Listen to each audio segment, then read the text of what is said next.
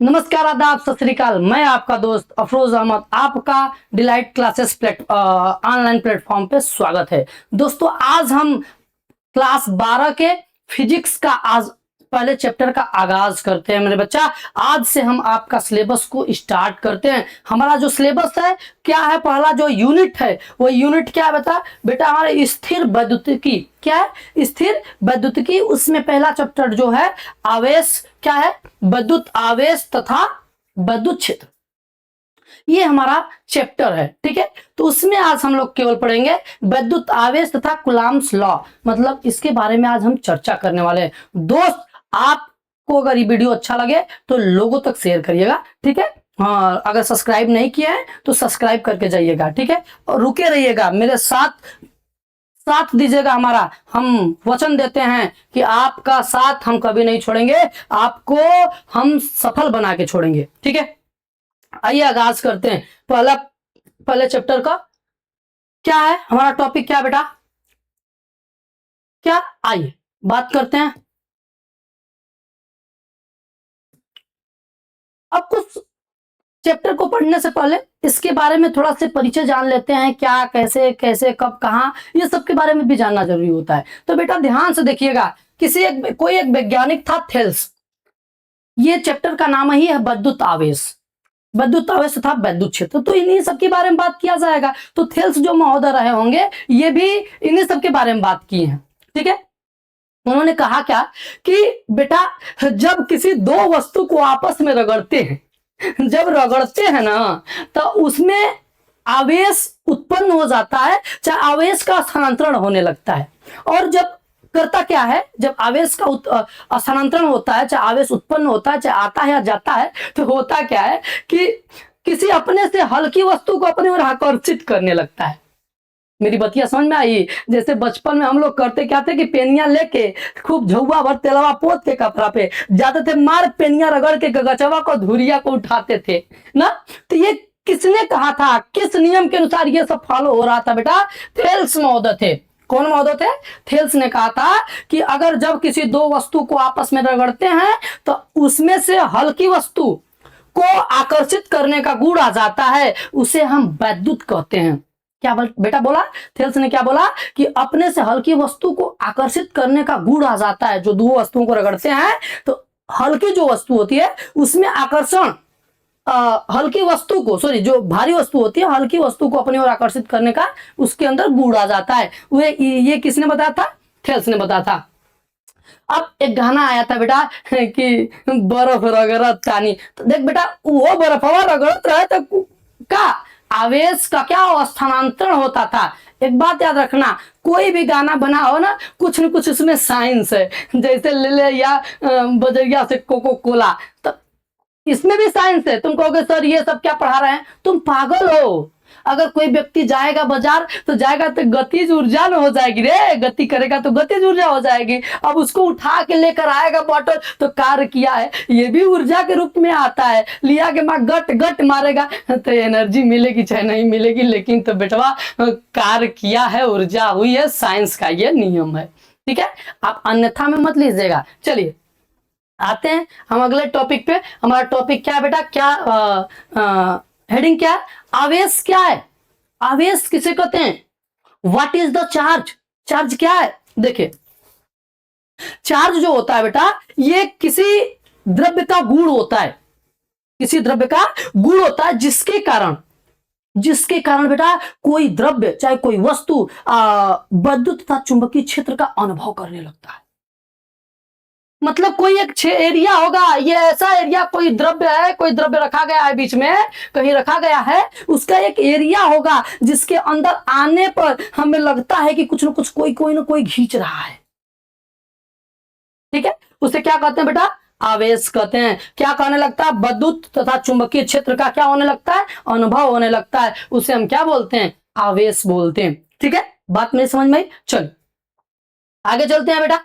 अब आप कहेंगे कि आवेश सर बता दिए, आवेश का पार्ट क्या होता है, तो आइए हम आगे चर्चा करने वाले हैं बेटा, आप टेंशन ना लीजिए। देखिए अगला क्या है बेटा, ये आवेशन की प्रक्रिया, द प्रोसेस ऑफ चार्जिंग। जैसे हम फोन को चार्ज में लगाते हैं, जब लाइन देकर केबल को खोस देते हैं फोन में तो चार्जिंग होने लगती है। आप देखते हैं, कहते हैं कि चार्जिंग हो रही है ना। पता है क्या होता है, ये चार्जिंग का जो गुण होता है बेटा, इलेक्ट्रॉन के स्थानांतरण के कारण होता है। आप कहेंगे सर उसमें कैसे इलेक्ट्रॉन प्रवेश कर जाता है? तो पागल है बेटा, कभी भी विद्युत जो होता है उसमें आवेश का स्थानांतरण होता है। ठीक है, आवेश का स्थानांतरण का मतलब इलेक्ट्रॉन अब बहने लगते हैं। ठीक है, अगर मान लेते हैं दो उपकरण रखे गए हैं, एक फोन है मेरा, एक चार्जिंग है मेरा। ठीक है, ये सामान्य अवस्था में क्या है, सामान्य अवस्था में रखे गए हैं, कोई चार्ज नहीं है उस पर, कोई कुछ नहीं है। अगर जो ही मैंने प्लग खोस के बटन दबाया तो उसमें दोनों के बीच में क्या किया, मैंने घर्षण उत्पन्न कर दिया। क्या किया, घर्षण जब उत्पन्न कर दिया और फिर धाए धाए धाए धाए धाए धाए क्या होने लगेगा, इलेक्ट्रॉन का स्थानांतरण होने लगेगा। ठीक है बेटा, तो कोई पूछेगा आपको चार्जिंग कैसे होती है, तो इलेक्ट्रॉनों का स्थानांतरण ही क्या कहलाने लगता है, चार्जिंग कहलाने लगता है। उसी को हिंदी में बोलते हैं आवेशन। क्या बोलते हैं बेटा, आवेशन बोलते हैं। देखिए यहाँ पे लिखा गया है, क्या लिखा गया है, आवेशन की प्रक्रिया केवल इलेक्ट्रॉनों के स्थानांतरण से होता है। आवेश की उत्पत्ति मुख्य कारण इलेक्ट्रॉन का स्थानांतरण है। अब बातें समझ में आ गई, समझ में आ गई होगी कि आवेश की उत्पत्ति कैसे होती है बेटा, तो इलेक्ट्रॉन का जो स्थानांतरण है उससे आवेश की उत्पत्ति होती है। ठीक है, आगे बात करते हैं। क्या बेटा, मैंने कहा था कि मैं अभी बताऊंगा आपको कि आवेश बता दिए सर, तो आवेश के बारे में भी समझाइए सर, कहीं आप पागल वगल तो नहीं है सर। तो मैं बता दूं कि मैं पागल नहीं हूं, ये सिद्ध किया गया है, कोर्ट ने दिया है कि आप पागल नहीं है। ठीक, देखिए आवेश जो होता है बेटा, आवेश दो प्रकार का होता है। कितने प्रकार का होता है, दो प्रकार का होता है।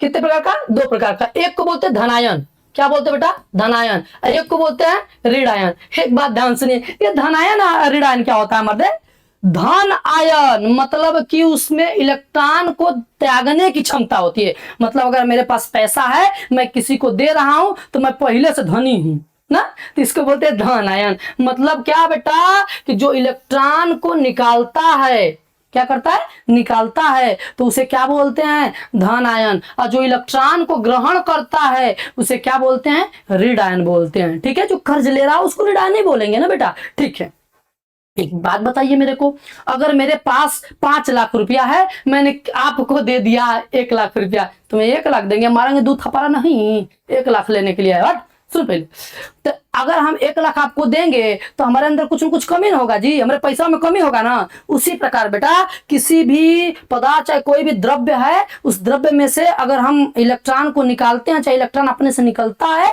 तो उसके द्रव्यमान में कमी हो जाती है। क्या होता है बेटा, द्रव्यमान में कमी हो जाएगी। अगर जो लेगा उसके द्रव्यमान में को वृद्धि हो जाएगा, हाँ, तो उसको ऋणायन बोलते हैं बेटा। ठीक, एक बात और बताते हैं बेटा, अगर इन दोनों आवेशों के बीच एक संबंध होने लगता है, ऋणायन और धनायन के बीच एक संबंध होने लगता है। अब अगर दो आवेश हैं, एक धन आवेश है, एक ऋण आवेश है बेटा, अगर इन दोनों को एक पास रखेंगे ना तो घचाक से क्या कर लेगा, खींच लेगा। पता कहाँ है, इन दोनों आवेशों के बीच में आकर्षण बल काम करने लगता है। ठीक है, आकर्षण बल काम करता है। इसीलिए देखिए नियम लिखा गया है कि सजातीय आवेश, सजातीय आवेश का मतलब होता है समान आवेश। अगर धन है तो दोनों धन, दोनों का धन धन, तो धन जब आवेश होगा बेटा तो उसके बीच क्या होगा, प्रतिकर्षण बल होगा।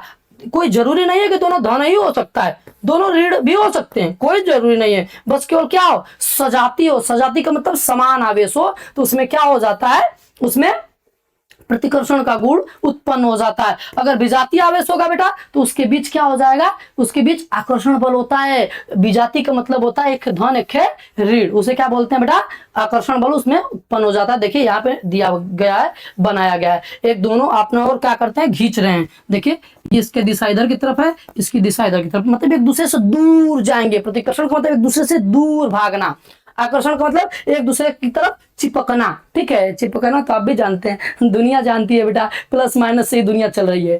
किससे चल रही है, प्लस और माइनस से। अगर प्लस माइनस नहीं होता तो दुनिया की उत्पत्ति नहीं हो पाती। जैसे आवेश की उत्पत्ति नहीं हो पाती, उसी तरह पृथ्वी पे, हाँ, आगे चलते हैं, आगे चलते बेटा। क्या है अगला, क्या देखिए, आवेश संरक्षण का नियम। आवेश संरक्षण क्या बेटा, आवेश संरक्षण मैं बात कर दिया आवेश संरक्षण क्या होता है भाई, क्या होता है आवेश संरक्षण का नियम। ये क्या होता है आपको पता है? पृथ्वी पे अगर कोई भी अगर ऊर्जा है तो ऊर्जा को हम नष्ट नहीं करते हैं। अगर हम खूब खाना खाए हैं नटैले, खाना खाने के बाद हमारी एनर्जी कभी कभी लॉस हो जाएगी ना, खत्म हो जाएगी ना, फिर उसी तरह उसी मूड में ना जाएंगे। पता क्या है, हम जो खाना खाए एनर्जी मिली है वो एनर्जी कार्य के रूप में संचित हो जाती है, किसी न किसी ऊर्जा के रूप में वो बाहर निकल जाती है, संचित हो जाती है, उसको हम नष्ट नहीं करते। उसी प्रकार बेटा आवेश भी होता है, आवेश को हम एक रूप से दूसरे रूप में परिवर्तित करते हैं, आवेश को कभी भी नष्ट नहीं कर सकते। ठीक है, तो ये देखो क्या करा कि आवेश न तो उत्पन्न किया जा सकता है और ना ही नष्ट किया जा सकता है। आवेश सदैव संरक्षित रहता है, आवेश संरक्षित रहता है। मेरी बातें समझा? जैसे इधर से इलेक्ट्रॉन आया, इधर से प्रोटॉन आया, चाहे प्लस आवेश और माइनस आवेश आया, पर टकराया, ब्लास्ट कर गया, फिर इधर से इलेक्ट्रॉन आया, मतलब आता रहेगा ब्लास्ट होता रहेगा, आता रहेगा ब्लास्ट होता रहेगा। समझ में आया ना? ठीक है, तो क्या ये पूरी प्रक्रिया में जो ये प्रक्रिया बनाई गई है, ये पूरी प्रक्रिया में आवेश संरक्षित है, आवेश को ना तो नष्ट किया गया है ना तो उत्पन्न किया गया है, इसीलिए लिखा गया है कि इस पूरी प्रक्रिया में आवेश संरक्षित है। ठीक है, चलते हैं अगले टॉपिक की तरफ। अगला क्या है, सॉरी अगला क्या बेटा, हाँ इन सब के, अब देखिए आवेश जब पढ़ रहे थे बेटा, तो इसमें कुछ नियमें हो गई। क्या नियम, क्या मतलब पॉइंट बन गए क्या, कि जो आवेश चाहे परमाणु जो होगा ना, कोई द्रव्य होगा तो उसमें कोई भी द्रव्य के अंदर 3 चीज पाए जाते हैं, इलेक्ट्रॉन, प्रोटॉन और न्यूट्रॉन, तीनों चीज पाए जाते हैं बेटा। तो जो प्रोटॉन होता है वो धनायन होता है, क्या होता है, धनायन होता है। उसके जो संकेत होते हैं बेटा P प्लस से लिखते हैं। P प्लस का मतलब जो प्रोटॉन है वो धनायन है, वो पाया कहां जाता है, किसी परमाणु के नाभिक में पाया जाता है। ठीक है, इसकी भी उत्पत्ति रदरफोर्ड ने किया था अल्फा प्रकीर्णन करके। ठीक है, तो ये इसके संकेत ये हो गए बेटा, द्रव्यमान जो होते हैं इसके द्रव्यमान 1.67 गुणे 10 के पावर -27 kg ना। ये क्या होते हैं बेटा, इसके द्रव्यमान, किसके, प्रोटॉन के ये द्रव्यमान होते हैं। इसकी खोज किसने किया था बेटा, रदरफोर्ड ने, क्या रदरफोर्ड ने बेटा। तो ध्यान से सुनिएगा, ये तीनों के लिए एक नियम है, क्या, एक ट्रिक है, क्या बेटा, ट्रिक है, याद करने की एक ट्रिक है। क्या ट्रिक है, ईट पर नाच चाहे ईटा पर नाच, ईटा पर नाच, नाच बेटा नाच, नाच रे। टी का मतलब थॉमसन, ठीक है, थॉमसन दोनों बोलते हैं तो इसलिए थॉमसन लिखा जाता है, थॉमसन भी होता है उनका नाम। पी का मतलब प्रोटॉन, र का मतलब रदरफोर्ड, न का मतलब न्यूट्रॉन, च का मतलब चैडविक। ये इसका क्या है, ट्रिक है बेटा, याद करने का ट्रिक है। ठीक, तब इलेक्ट्रॉन की खोज किसने की है बेटा, आपको मैंने बताया, जे थॉमसन। ठीक, इसके संकेत क्या होते हैं, 1e⁻0। ठीक, इसका द्रव्यमान जो होता है ये परमाणु क्रमांक ये होता है, इसको बोलते हैं परमाणु भार। क्या बोलते हैं, परमाणु भार बोलते हैं, इसको परमाणु क्रमांक बोलते हैं। क्रमांक का मतलब होता है बेटा केवल एक ही इलेक्ट्रॉन, एक इलेक्ट्रॉन का नाम। ठीक है, ये इसको हम बीटा के पावर -1 भी बोलते हैं इलेक्ट्रॉन को। ठीक है, अब इसके द्रव्यमान क्या होता है, द्रव्यमान होता है 9.1 × 10 के पावर -31 kg। इसके जनक ये हैं, चाहे खोजकर्ता ये हैं। न्यूट्रॉन का खोज किसने किया था बेटा, चैडविक ने किए थे। इसका द्रव्यमान क्या होता है 1.67 × 10 के पावर -27 kg। देखिए ये दोनों क्या है, ये दोनों का द्रव्यमान सेम है, पता है क्यों, क्योंकि ये दोनों नाभिक में होते हैं। क्या होते हैं, नाभिक में। ठीक है, अब ध्यान से देखिए, इसके संकेत को हम क्या किससे डिनोट करते हैं, 0 या 1 से डिनोट करते हैं बेटा। चलिए आगे चलते हैं, आपने ये पढ़ लिया जहां तक मेरा उम्मीद है बेटा। अब आते हैं जो हमें परीक्षाओं में पूछता है, बहुत जबरदस्त तरीके से पूछता है बेटा, क्या, कुलाम्स लॉ। क्या बेटा, कुलाम्स लॉ, कुलाम का नियम। ये क्या होता है कुलाम का नियम, इसके बारे में हम समझने का प्रयास करते हैं। आप लोग थोड़ा सा ध्यान से देखिएगा। देखिए इसमें क्या होता है कि जो कुलाम्स जो अपना नियम दिए उन्होंने किया क्या कि 2 आवेश लिया। क्या लिया, 2 आवेश लिया। कोई जरूरी नहीं कि कौन सा आवेश लिया, कुछ भी हो सकता है, चाहे दोनों धन हो सकते हैं, चाहे दोनों माइनस हो सकते हैं, चाहे दोनों विपरीत हो सकते हैं। यदि दोनों सेम आवेश होंगे, क्या होंगे, अगर दोनों धन आवेश होंगे, क्या होंगे बेटा, यदि दोनों क्या होंगे, धन आवेश होंगे, तो दोनों के बीच प्रतिकर्षण बल उत्पन्न हो जाएगा। क्या होगा? प्रतिकर्षण बल, मतलब एक दूसरे से दूर जाने लगेंगे। कहाँ जाने लगेंगे? एक दूसरे के दूर जाने लगेंगे। ये देखिए, ये दोनों को एक सूक्ष्म दूरी, एक बात और बता देते हैं, जो कूलॉम्स लॉ है ये बहुत ज्यादा दूरी के लिए प्रयोग नहीं किया जाता है, छोटे छोटे दूरियों के लिए इसका प्रयोग किया जाता है। ठीक है, जिसे सूक्ष्म दूरी के लिए बोल सकते हैं। तो अगर मान लेते हैं दोनों आवेश कितने बीच की दूरी पर रखे गए हैं बेटा? आर दूरी पर रखे गए हैं। कितने दूरी पर? आर दूरी पर रखे गए हैं। तो कूलॉम का जो नियम बोलता है कि इन दोनों के बीच एक बल काम करेगा। दुनिया जानती है जब दो आवेश होंगे तो दोनों के बीच बल काम करेगा। अगर विपरीत प्रकृति के आवेश होंगे तो आकर्षण बल होगा, और अगर समान प्रकृति के होंगे तो प्रतिकर्षण बल होगा। ठीक है, तो कूलॉम्स ने कहा क्या, उसके नियम से क्या सिद्ध हुआ कि जो बल लगता है ये दोनों आवेशों के गुणनफल के समानुपाती होता है। तो क्या हो जाएगा बेटा? Q1 और Q2 ये हो गया। फिर जो F है समानुपाती, फिर क्या बोला कूलॉम्स ने? फिर क्या बोला? बोला कि बेटा जो बल होते हैं वह उस दोनों के बीच के दूरी के वर्ग के व्युत्क्रमानुपाती होता है, मतलब उल्टा स्क्वायर के होते हैं। ठीक है, तो क्या हो जाएगा? 1/r²। ठीक है, अब इन दोनों को यदि मैं एक साथ लेने का प्रयास करूंगा, इन दोनों को एक साथ हल करने का प्रयास करूंगा, तो F समानुपाती Q1 Q2/r²। ठीक है, समानुपाती हो गया बेटा। आप ध्यान सुनिए, यह समीकरण नंबर 1 और 2 से, समीकरण नंबर 1 व 2 से ऐसा आया है। आप ध्यान देखिए, इस समानुपाती का चिन्ह हटाने के लिए और मैथ में भी और साइंस में भी बताया गया है कि कोई एक अपने से चर लगा देते हैं जो कि नियतांक होता है। तो यहां पर भी हम लगा देंगे क्या? F बराबर K Q1 Q2/r²। ये देखिए फार्मूला तैयार हो गया, किसका? कूलॉम का। देखिए ये लिखा गया है, यहाँ पे क्या लिखा गया है? कूलॉम्स का जो फार्मूला है बेटा ये लिखा गया है। नहीं हो रहा है, रुक जाइए मैं आपको दिखाता हूं। देखिए ये लिखा गया है क्या? F बराबर Q1 Q2/r²। अब नियतांक भी लग गया ना। अब ध्यान सुनिए, जो K होता है ना, जो K होता है बेटा, ये एक नियतांक होता है। क्या होता है? एक नियतांक होता है जिसका मान निश्चित होता है। अगर ये K एक नियतांक होता है तो जो K होता है इसके स्थान पे इस नियतांक का कुछ न कुछ मान होता है। वो मान कितना होता है? 1/4πε0। क्या होता है? 1/4πε0। और ये मान को अगर सिद्ध करके अगर हल भी किया गया है तो नियतांक का मान क्या रखा गया है? 9 × 10⁹। क्या बेटा? 9 × 10⁹। और जो नियतांक होता है उसका मात्रक नहीं होता है। ये आप माइंड में सेट कर लीजिएगा।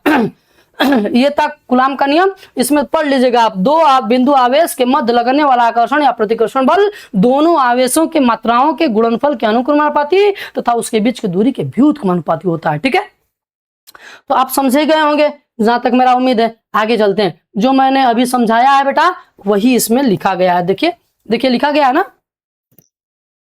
ये देखिए लिखा गया है। क्या लिखा गया है इसमें? ये लिखा गया है कि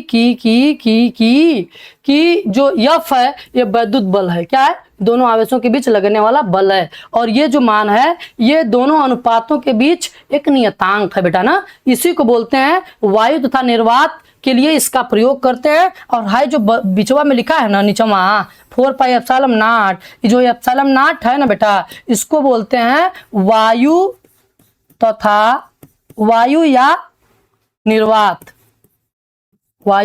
निर्वात की वैद्युतशीलता। क्या बोलते बेटा? वैद्युतशीलता। क्या बोलते हैं? वैद्युतशीलता बोलते हैं। ठीक है, अब ध्यान से देखिएगा, इसके मात्रक की मैं बात करूं, इसके मात्रक की मैं बात करूंगा बेटा, तो F बराबर ये क्या है? कूलॉम। ये क्या है? ये हो जाएगा Q मिलके कूलॉम स्क्वायर प्रति मीटर स्क्वायर ना। या बल का मात्रक आप जानते हैं क्या होता है? न्यूटन होता है। क्या होता है? न्यूटन होता है। ठीक है, आगे चलते हैं बेटा, आगे चलते हैं। एप्सिलॉन के बारे में कुछ समझाया गया है, इसके बीमा के बारे में समझाया गया है बेटा। ध्यान से आप समझेंगे तो आपको समझ में आएगा, जहां तक हमारी उम्मीद है बेटा। मैं खुद आपको बताऊंगा, ये लिखा है तो क्या से मैं आपको समझाने का प्रयास करता हूं। ये जो ε0 है ना, इस ε0 का मान निश्चित होता है 8.85 × 10⁻12 होता है। क्या होता है बेटा? -12 होता है ना। आप ध्यान से देखिएगा, इसके मात्रक के बारे में बात करते हैं। जो लिखा गया था F ये कैसे आया है, ये तो लिख दिया गया, आप नकल मार के उतार लेंगे। अगर उतारना ही होता तो आपको कॉपी किताब में नहीं कर लेते, क्या जरूरत है हमसे ऑनलाइन पढ़ने की। तो देखिए अब हम निकाल के दिखाते हैं आपको, 1/4 pi epsilon naught Q1 Q2 by R का स्क्वायर। हमें एप्सिलॉन नॉट का मान चाहिए, तो इधर एफ है, तिरक भिड़ाएंगे तो 1/4 pi epsilon naught equal to क्या बेटा, इक्वल टू एफ गुड़े R स्क्वायर बटा के Q1 Q2। ठीक है, अगर एप्सिलॉन नॉट को पलटेंगे तो एप्सिलॉन नॉट डायरेक्ट लिखेंगे तो ये भी पलट जाएगा, तो क्या हो जाएगा Q1 Q2 बाई एफ गुड़े R स्क्वायर। इसको हल करेंगे तो लिख सकते हैं हम कूलाम स्क्वायर प्रति न्यूटन इंटू मीटर स्क्वायर। ठीक है, देखिए बीमा की बात करते बेटा, मात्रक की बात करते तो ये मात्रक हो गया किसका, एप्सिलॉन नॉट का। बद्धशीलता का मात्रक क्या हो गया, मात्रक हिंदी में लिख देते हैं कूलाम प्रति न्यूटन इंटू मीटर स्क्वायर, ये आ गया। अब बीमा की बात करते हैं, बीमा का मतलब आप समझते हैं बेटा क्या होता है बीमा, बीमा का मतलब आप जानते हैं, ये जो लिखा है यम पे -1, यल पे -3, टी पे 4, ए पे 2, ये सब क्या लिखा है पता है आपको। किसी भी मात्रक को ध्यान समझिएगा, किसी भी मात्रक को हम यमएलटी के रूप में लिख देना ही क्या कहलाता है, बीमा है। ठीक है, जो यमकेएस पद्धति में कन्वर्ट करके और उसको हम यमएलटी का मतलब होता है जो यम होता है, लिख देते हैं, बता देते हैं फिर से। जो यम है लाल, यम जो है द्रव्यमान को डिनोट करता है ना, कोई द्रव्यमान होगा तो उसका मात्रक केजी जो होगा वो क्या होगा, यम से मानते हैं। जो यल होता है बेटा ये लंबाई को बताता है, ठीक है, और जो टी होता है ये समय को बताता है। किसको बताता है बेटा, समय को बताता है। ठीक है, तो यमएलटी के रूप में बदल देना ही क्या कहलाता है, बीमा कहलाता है। लेकिन आप कह रहे होंगे सर अगर कोड आ गया तो क्या करेंगे, गचगचा देंगे। तो कोड जब आएगा बेटा तो कोड के लिए थीटा का प्रयोग करते हैं। किसका प्रयोग करते हैं, थीटा का प्रयोग करते हैं। और एम्पियर आ गया, धारा आ गया, धारा का मात्रक क्या होता है बेटा, धारा का मात्रक एम्पियर होता है। ठीक है, जब एम्पियर हो गया, अगर एम्पियर होगा तो उसको किससे डिनोट करते हैं, ए से डिनोट करते हैं। उसके बीमा को किससे डिनोट करते हैं, ए से डिनोट करते हैं। तब यहाँ पर अगर हम हल करते हैं, बीमा निकालते हैं, कूलाम जो होता है, कूलाम का मात्रक होता है क्या, सॉरी जो आवेश होता है, आवेश को लिखते हैं आईटी। यहाँ से मात्रक कैसे निकलेगा, कैसे बीमा निकलेगा कूलाम का, जो कूलाम है, जो आवेश है, इसका बीमा कैसे निकलेगा, आईटी से निकलेगा। आई का मतलब है, टी का मतलब समय, टी, तो कूलाम को लिख सकते हैं क्या, एटी। क्या लिखेंगे बेटा, एटी। क्या लिखेंगे, एटी लिखेंगे। एटी जब लिखेंगे और फिर बटा के, एटी बटा के, ध्यान समझेगा, 80 बटा के न्यूटन का मात्रक बीमा होता है यमएलटी पे -2। क्या होता है बेटा, आप निकाल लीजिएगा। ये बचपन में क्या आप पढ़ते आ रहे हैं, क्लास 11 से ही पढ़ते आ रहे हैं। बीमा चैप्टर है 11 में, उसको आप पढ़े होंगे। फिर मीटर को क्या लिखेंगे, यल के पावर 2। ये जब आपस में मिलेगा बेटा तो 80 ऊपर है, ये है, और नीचे जब मिलेगा तो यम यल पे 3 और टी पे -2 हो जाएगा। अब ध्यान देखिए, ये नीचे ये ऊपर जाएगा तो जो घटवा प्लस में है वो माइनस में हो जाएगा, जो माइनस है वो प्लस में हो जाएगा। तो इसको ऊपर ले जाएंगे तो यम माइनस हो जाएगा तो -1 लिखेंगे। ये यल किस में है, यल प्लस में है तो ऊपर जाएगा तो माइनस में हो जाएगा, माइनस, और टी माइनस में तो ऊपर जाएगा तो प्लस में हो जाएगा। तो 2 ये 1 मिल के ये कितना हो जाएगा, 3 हो जाएगा। माइनस की जगह +3 हो जाएगा और फिर ए लिख देंगे। क्या लिखेंगे बेटा, ए पे 1 लिख देंगे, कोई दिक्कत नहीं है। ठीक, जो सॉरी कूलाम स्क्वायर है, सॉरी बेटा सॉरी, तो यहाँ पे क्या हो जाएगा, ए स्क्वायर टी स्क्वायर, ए स्क्वायर टी स्क्वायर होगा बेटा। तो ये 2 दूना के 4 हो जाएगा। ये टी के स्थान पे क्या लिखेंगे, यम पे -1, यहाँ पे चेंज होगा, ध्यान से लिखिएगा, ध्यान से। ये क्या हो जाएगा, चेंज हो जाएगा, यम पे -1, यल पे -3, ये माइनस प्लस हो जाएगा तो टी के पावर 4 हो जाएगा, और यल के ए के पावर क्या हो जाएगा, 2 हो जाएगा। देखिए जो कि बीमा ये लिखा गया है। आप मेरे बातों को समझिए या पीडीएफ के बारे में समझिए, कोई दिक्कत नहीं है, ये डायरेक्ट छपा हुआ है, मैंने आपको इसको समझा दिया। ठीक है, आगे चलते हैं बेटा, आगे की बात करते हैं। आगे क्या कह रहा है, कह रहा है कि परावैद्युतांक का प्रभाव। ये परावैद्युतांक होता क्या है, पराबैद्युतांक होता क्या है? पराबैद्युतांक हम उसे कहते हैं बेटा जो किसी दो आवेशों के बीच में जो बल होता है, बल को कम और बेसी कर देता है या कम ही करता है हमेशा, उसको क्या बोलते हैं? पराबैद्युतांक कहते हैं। जैसे पराबैद्युतांक के अंतर्गत क्या क्या आता है? कागज आ जाएगा। क्या आ जाएगा? कागज आ जाएगा, जल आ जाएगा, कोई भी पदार्थ आ जाएगा, कोयला हो जाएगा, ठीक है, कोयला हो जाएगा, कुछ भी हो जाएगा जो इसके मान को परिवर्तित कर दे, वही क्या कहलाता है? पराबैद्युतांक कहलाता है। जैसे देखिए इसके बीच में ये पराबैद्युतांक रखा गया है तो कुछ न कुछ कम बेसी कर देगा। क्यों? क्योंकि पराबैद्युतांक का कुछ मान होता है ना। तो क्या इसी बलवा में जो बलवा का मनवा आया है ना, वो एप्सिलॉन नटवा का संगवा लिख देते हैं बेटा। यह बराबर लिखते क्या है? 1/4 पाई एप्सिलॉन नॉट इंटू के। ये के जो बड़ा वाला के लिखा गया है, ये छोटा वाला के नहीं है, बड़ा वाला के। तो बड़ा वाला जो के है उसको बोलते हैं क्या? पराबैद्युतांक। क्या बोलते हैं बेटा? पराबैद्युतांक। सबका मान अलग अलग होता है। क्या होता है? सबका मान अलग अलग होता है। ध्यान से देखिएगा, ये हिल नहीं रहा है, रुकिए मैं दिखा रहा हूं आपको। देखिए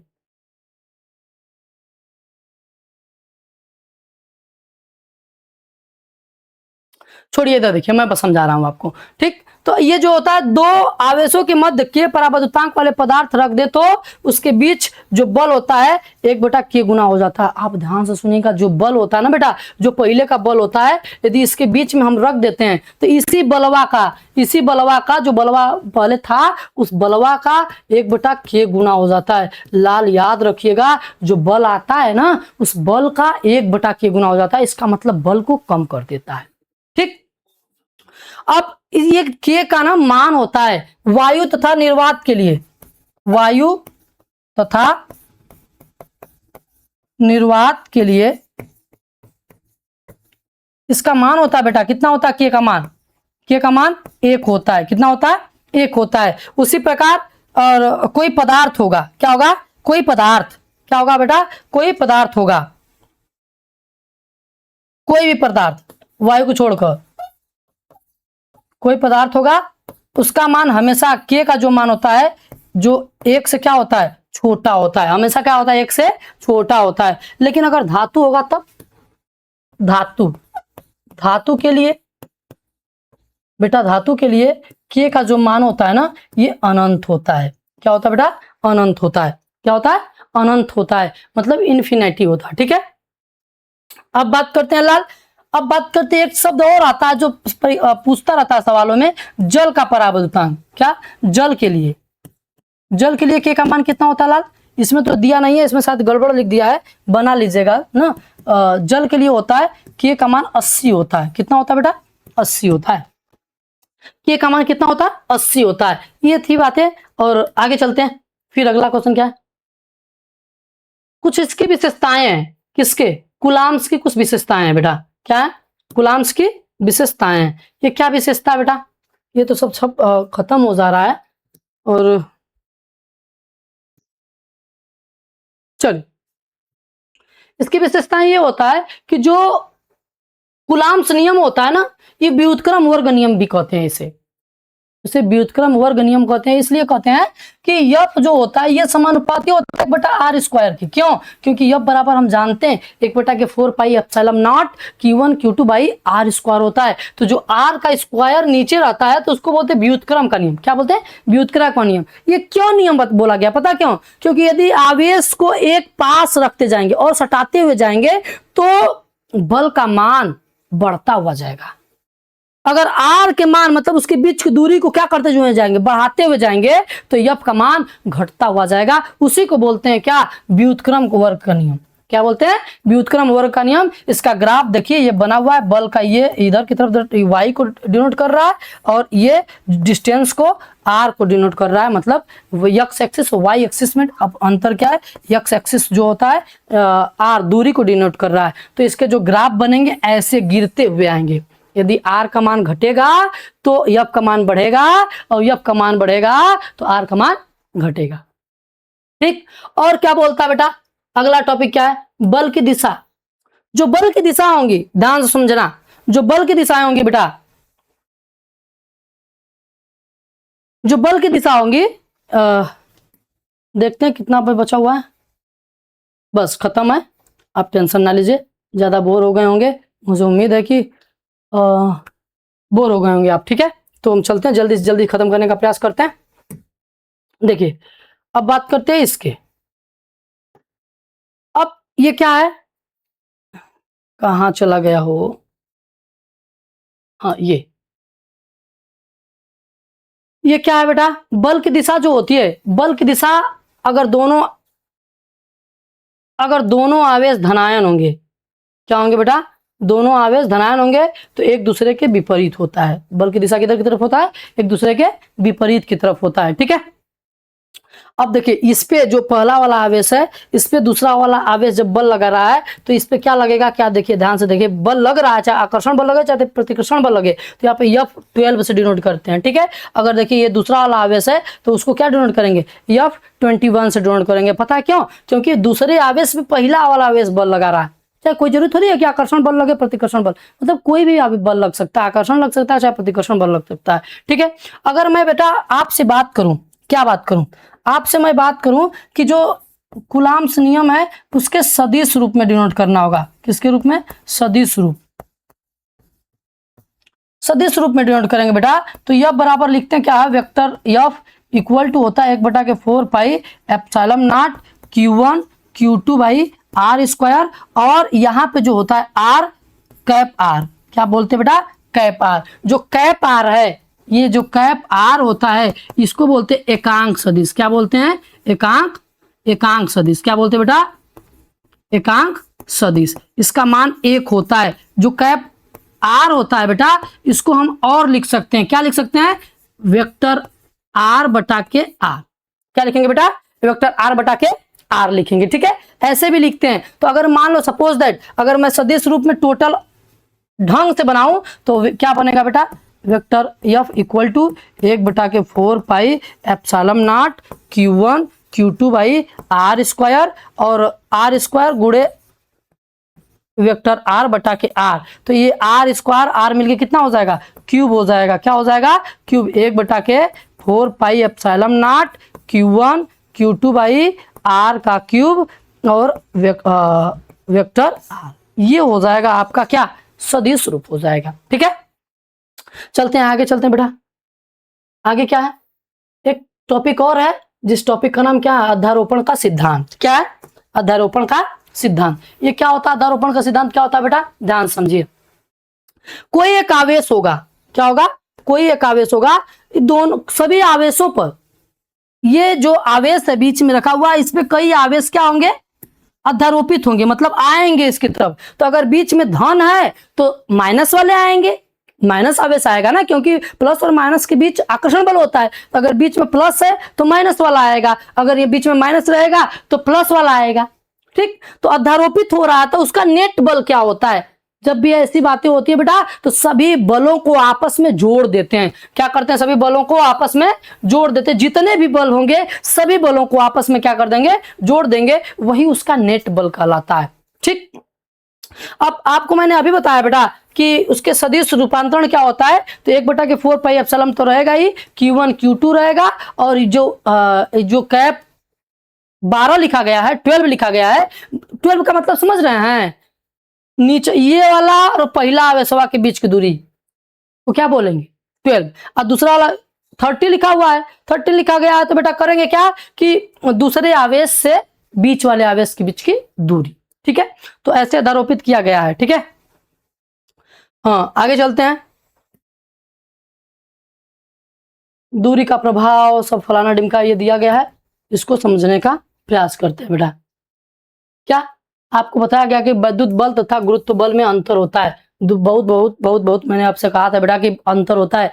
गुरुत्व बल का मतलब होता है जो पृथ्वी और सूर्य के बीच में जो बल लगता है, इतने दूरियों के लिए जो प्रयोग किया जाता है उसको हम गुरुत्व बल बोलते हैं। लेकिन अगर छोटे छोटे कणों के बीच में या कम दूरियों के लिए प्रयोग किया जाता है उसे हम क्या बोलते हैं बेटा, विद्युत बल बोलते हैं, जो कि कूलाम्स लॉ ने दिया था। ठीक है, अब देखिए, अब अब क्या है बेटा, जो दोनों होते हैं बेटा, दोनों जो बल होते हैं, गुरुत्व बल तथा ये विद्युत बल जो होते हैं, वो इसी नियम का पालन करते हैं, व्युत्क्रम वर्ग नियम का पालन करते हैं। क्योंकि उसमें भी क्या होता है, इसमें जो F बराबर होता है बेटा 1/4 pi epsilon naught Q1 Q2 by R square होता है। उसमें भी F बराबर होता है कैपिटल G M बटा के R का RE का स्क्वायर, इसमें भी होता है। तो देखिए RE का स्क्वायर तो यहाँ पृथ्वी के लिए बात कर रहा है, और यहाँ पे R का मतलब कुछ सूक्ष्म कणों के लिए बात कर रहा है। तो ये नियम का पालन करता है। और इन दोनों की प्रकृति क्या है, समानताएं हैं। क्या है बेटा, ये समानताएं हैं। क्या दोनों आपस में मिलते हैं, तो दो बल संरक्षी बल है। क्या ये दोनों बल क्या है, संरक्षी बल है, क्योंकि इन बलों के अंतर्गत किया गया कार्य पथ पर निर्भर नहीं करता है, इसलिए क्या है, संरक्षी बल है। ठीक है, ये पथ पर निर्भर नहीं करता है। यहां से मुझे इस पे बल लगाना हो तो ऐसे ऐसे ऐसे ऐसे ऐसे ऐसे घूम के ऐसे ऐसे जाए, यहां पर आए तो क्या पथ से कोई मतलब नहीं है, बल तो इसी पे लगेगा ना। तो ये दोनों के बीच जो बल लगेगा, ये बल को कौन सा बल बोलते हैं, संरक्षी बल बोलते हैं, नियत होता है। ठीक है, आगे चलते हैं। बस ये था आपका आज का वीडियो बेटा। यदि यह वीडियो आपको समझ में आया होगा, मैं आशा करता हूं कि आपको समझ में आया होगा। तो बेटा अगर आपको समझ में आया है तो इस वीडियो को ज्यादा से ज्यादा लोगों तक शेयर करिए। मिलते हैं इससे आगे के टॉपिक लेकर कल नए वीडियो के साथ और नए जोश के साथ। तब तक के लिए जय हिंद, जय भारत।